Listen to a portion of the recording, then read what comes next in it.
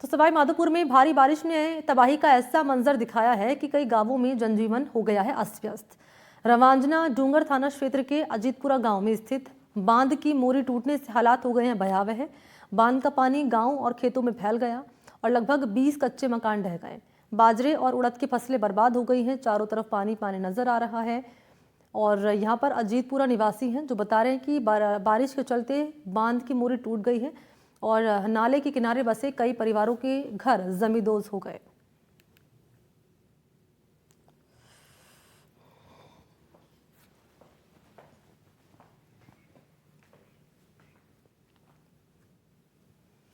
वहीं टोंक के उनियारा एसडीएम की गाड़ी पानी में यहां बंद हुई। उनियारा के बाजार में पानी भरा हुआ था। शत्रुघ्न गुर्जर निकले थे बाजार में भरे पानी का जायजा लेने और संभावना यह है कि गाड़ी के साइलेंसर में पानी भरा तो गाड़ी बीच रास्ते में बंद हो गई। उसके बाद हुआ ये कि ट्रैक्टर की सहायता से इस गाड़ी को बाहर निकाला गया।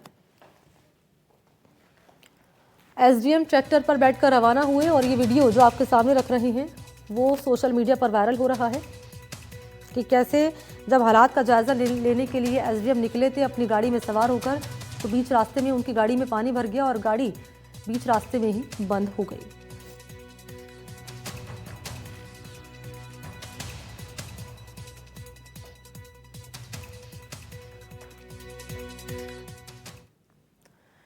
तो सवाई माधोपुर जिले में हुई भारी बारिश से जिले के कई गांव बाढ़ की चपेट में हैं। तेज बरसात के चलते जड़ावता गांव में बाढ़ का पानी यहां भरा और हालात पैदा हो गए बाढ़ जैसे।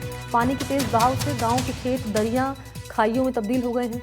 गांव के नजदीक खेतों में पानी कटाव से इतनी गहरी खाई हो गई है कि एक मकान, 2 दुकान, 2 मंदिर खाई में समा गए। पानी का तेज बहाव अभी भी लगातार जारी है। खेतों में 50-50 फीट गहरी खाई बढ़ती जा रही है। इसके नजदीक के अन्य 2 मकान को भी मकानों के गिरने का खतरा लगातार बना हुआ है। खेत में कितना नुकसान है, मकान में कितना है, बाकी का जो स्ट्रक्चर है सरकारी गैर सरकारी उसमें फसल खराबे में देने का प्रावधान है, जन धन हानि में देने का प्रावधान है। और किसी का मकान गिर गया, टूट गया तो कच्चे मकान का तय है, पक्के मकान का तय है।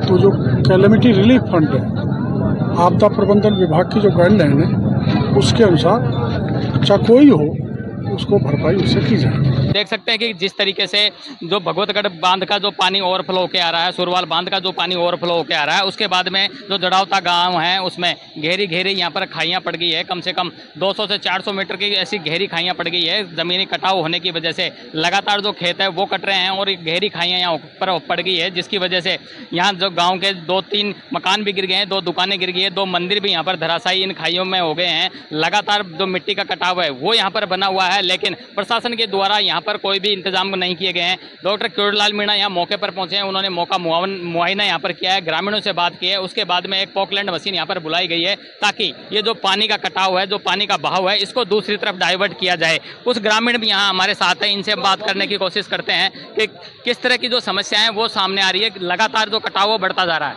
सर कटाव बहुत ज्यादा बढ़ता जा रहा है। प्रशासन ने कोई सुधर नहीं लिया। आज 3 दिन हो गए।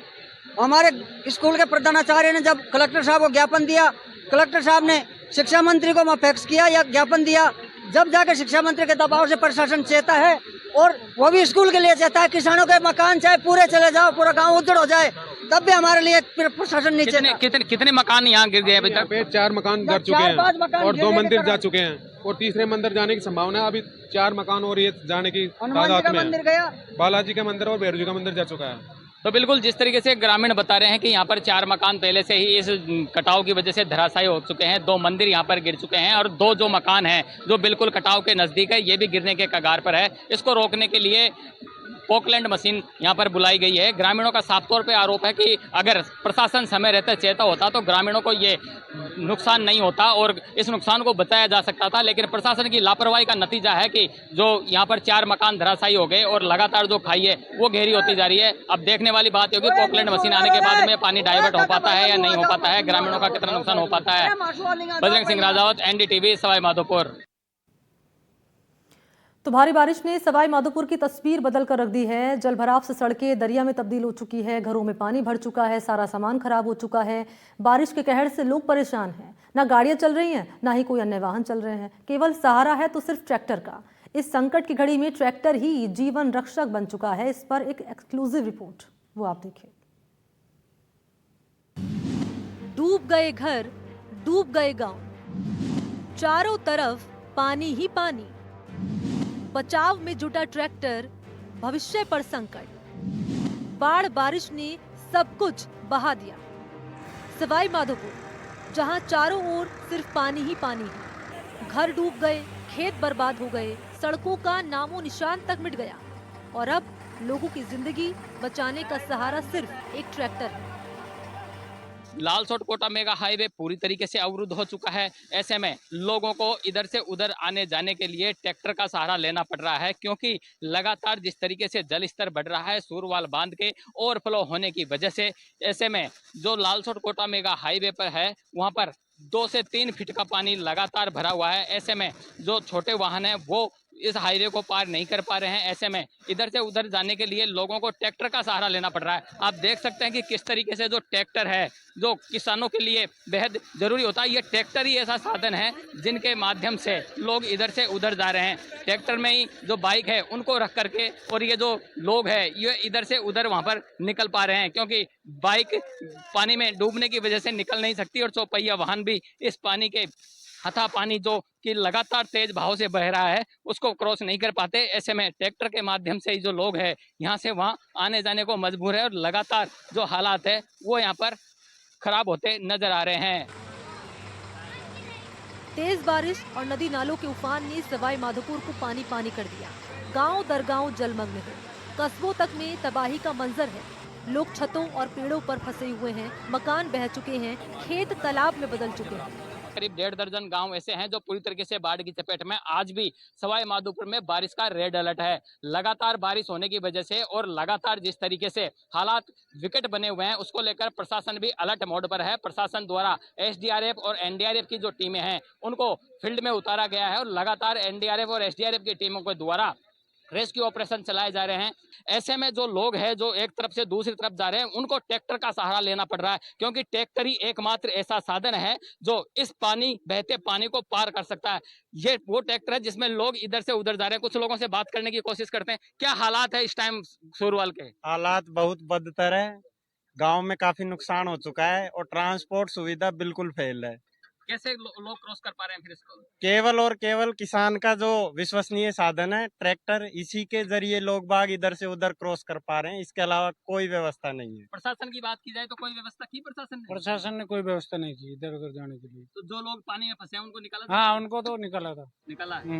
जहां कभी सड़कें जीवन रेखा थी, आज वहां नाव और ट्रैक्टर ही चल रहे हैं। इस संकट की घड़ी में ट्रैक्टर ही जीवन रक्षक बन गया है। तो पूरा गांव है, पूरी तरीके से आप देख सकते हैं कि किस तरीके से जो मकान है उनके अंदर पूरी तरीके से पानी भरा हुआ है। ये एक ही नहीं, ऐसे जो गांव हैं तकरीबन हर मकान के यही हालात है, क्योंकि जिस तरीके से बारिश हो रही है और सूरवाल बांध का जो ओवरफ्लो का पानी आ रहा है वो पूरी तरीके से जो पूरा गांव है उसको चपेट में ले चुका है। तकरीबन गांव के जो जितने भी मकान हैं पूरे मकानों में पानी भर गया है। अपनी खाना पीना करने के लिए भी छतों का सहारा लिए हुए हैं। लाखों की आंखों में सिर्फ सवाल है कि उनका कल कैसा होगा, क्योंकि घर ढह चुके हैं, रोजगार खत्म हो चुका है और अब आने वाले दिनों में छत कहां मिलेगी ये किसी को नहीं पता। ये इस मकान की छत है, नीचे पूरा पानी भरा हुआ है और मकान की छत पे ही इन्होंने अपने जो पालतू मवेशी है, जो गाय है, इसको मकान की छत पर बांध रखा है। खाने पीने की व्यवस्था भी इनके द्वारा छत पे ही की जा रही है। आप देख सकते हैं कि किस तरीके से जो गांव है वो पूरी तरीके से पानी में घिरा हुआ है। लगातार जो पानी का जल स्तर है वो बढ़ रहा है। ऐसे में लोगों को काफी परेशानियों का सामना यहाँ पर करना पड़ रहा है। लोग खाने पीने के लिए भी छत का सहारा लिए हुए हैं। आप मैं दूसरी तरफ दिखाना चाहूंगा, ये लालसोट कोटा मेगा हाईवे जिसको पार करने के लिए जो लोग हैं वो ट्रैक्टरों का सहारा ले रहे हैं। सवाई माधोपुर में बाढ़ ने सब कुछ बहा दिया, लेकिन इंसानियत और हिम्मत अभी भी जिंदा है और यही हिम्मत इस विनाशकारी बाढ़ से बाहर निकलने की उम्मीद भी दे रही है। सवाई माधोपुर से बजरंग सिंह की रिपोर्ट, एनडीटीवी राजस्थान।